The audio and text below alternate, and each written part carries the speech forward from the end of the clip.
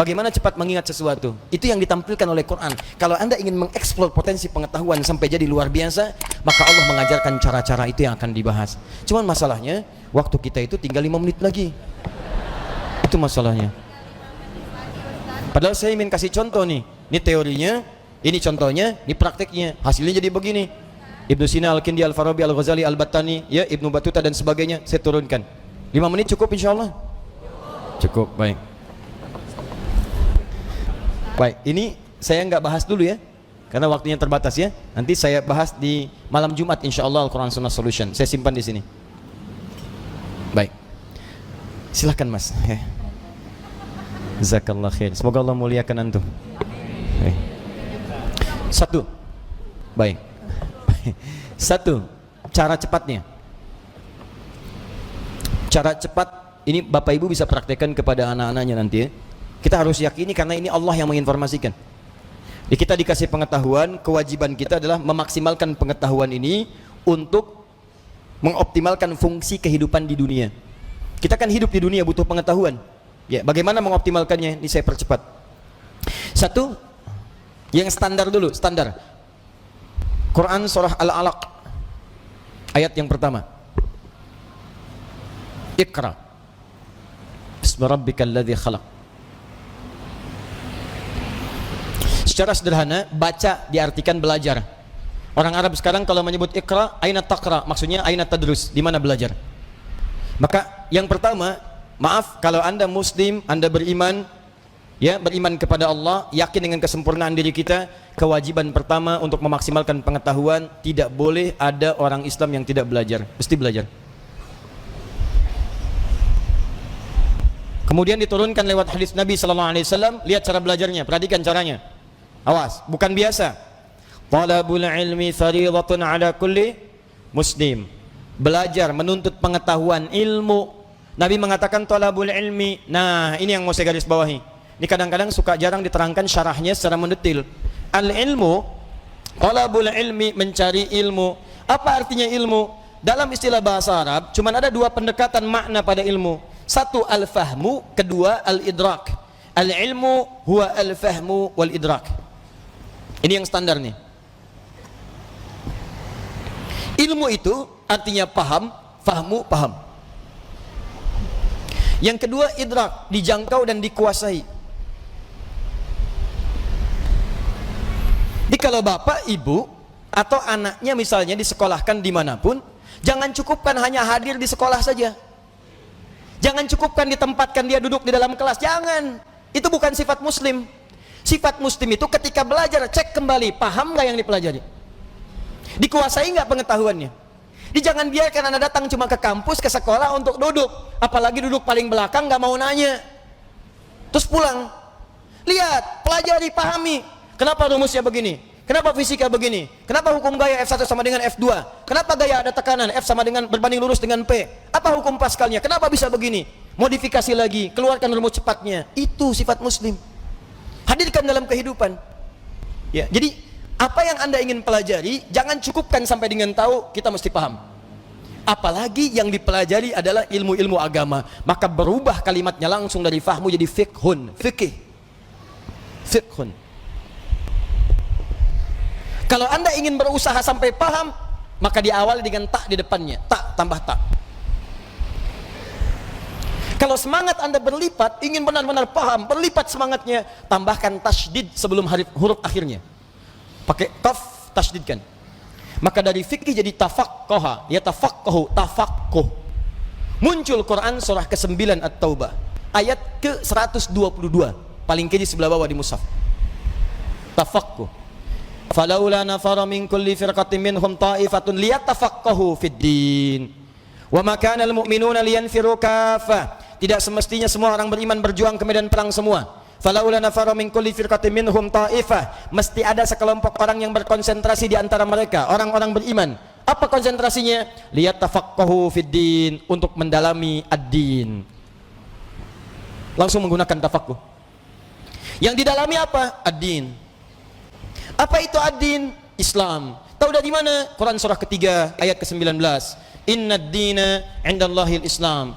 Apa itu Islam? Islam turunan-turunan dari amalan. Pokoknya ada 5. Di hadis Muslim, nomor hadis yang ke-8, riwayat Umar bin Khattab radhiyallahu taala anhu. Dari mulai syahadat, dari mulai salat, dari mulai zakat, dari mulai puasa sampai dengan haji. Kalau Anda ingin belajar salat, jangan cukupkan tahu cara takbir. Takbirnya begini ya, ucapkan Allahu Akbar sampai dengan salam. Pertanyaannya, Anda paham nggak yang dibaca?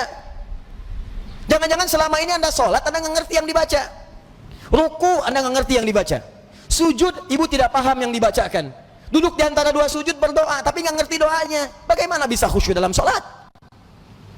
Bagaimana doa Anda bisa dikabulkan kalau Anda nggak ngerti yang dilakukan? Anda kerja urusan dunia saja, Anda sampai sekolah supaya paham Pak.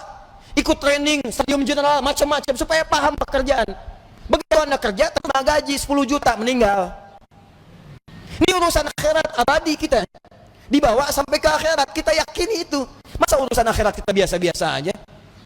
Tuh lihat Abu Bakar, sahabat Nabi, kurang apa lagi? Sahabat Nabi, dari awal, mertua Nabi, hidupnya dengan Nabi, hijrahnya mendampingi Nabi, wafatnya dikubur di samping Nabi. Saking pahamnya dengan sholat, takbir, Allahu Akbar, gemetaran tangannya. Ditanya kenapa? Saya mengatakan Allahu Akbar, saya komitmen Allah yang paling besar, tapi saya takut ketika mengucapkan itu saya pernah merasa besar dalam kehidupan.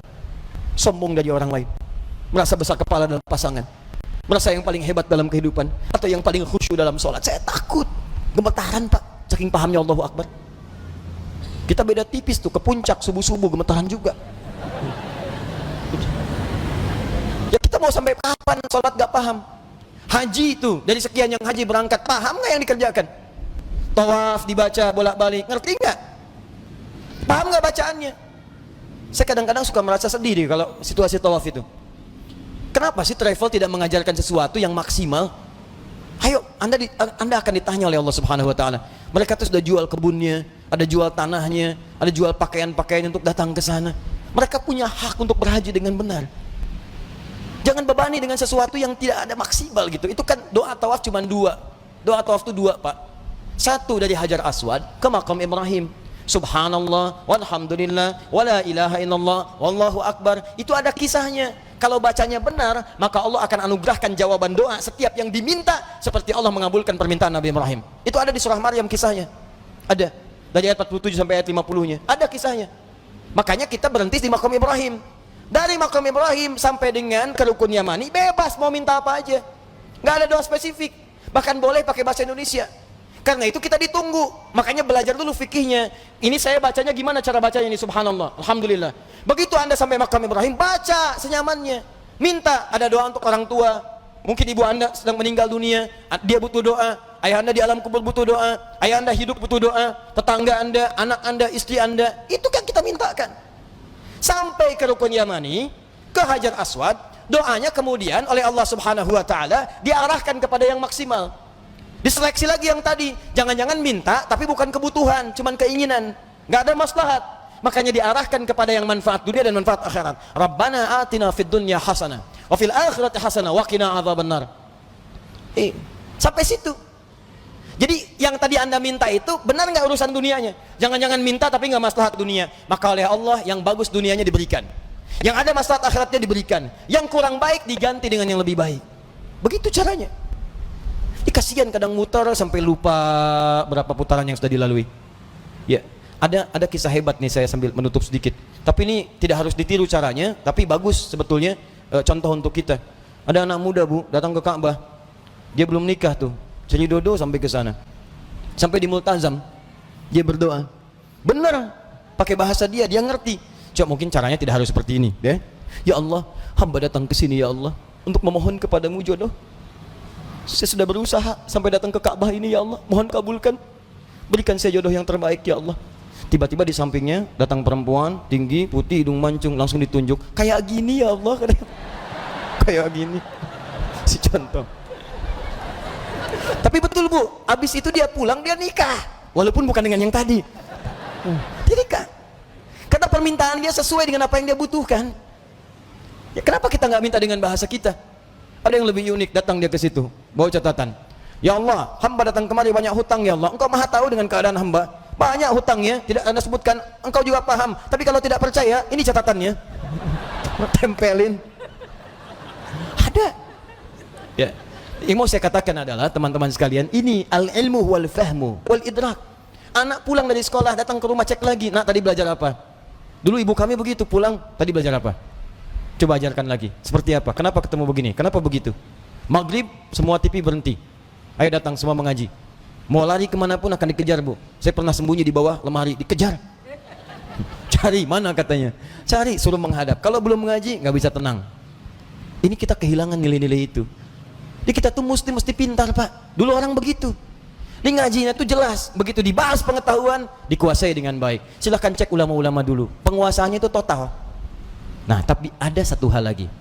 Jika Anda kerjakan ini, maka Anda akan mendapatkan percepatan pengetahuan dari Allah Subhanahu wa taala melampaui batas-batas pengetahuan biasa. Apakah kemudian tips yang diberikan oleh Al-Quran sebagai petunjuk itu, ini yang paling penting kita dapatkan. Tapi sayang, waktunya habis. Kita harus berjumpa dengan kesempatan yang berikutnya.